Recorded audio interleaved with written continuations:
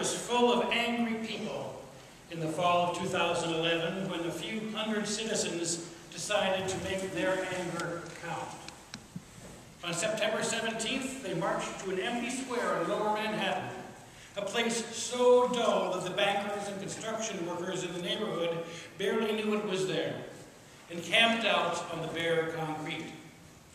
They would be joined over the next 2 months by thousands of supporters who erected tents, built makeshift institutions, a field hospital, a library, a department of sanitation, a free cigarette dispensary, and did a fair amount of drumming. It was easy to infer from the signs the protesters carried what the grievances were that gave rise to Occupy Wall Street: an ever-widening gap between rich and the poor, the failure to hold the financial industry accountable for the crisis of 2008, and a sense that money had taken over politics. The amazing thing about the Occupy Wall Street movement is not that it started, but that it worked.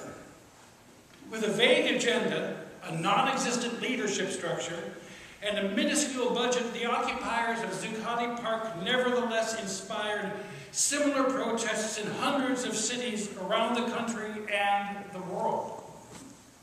The story of how these unlikely organizers and the activists, students, and homeless people who joined them managed to seize control of the national conversation is remarkable, miraculous even.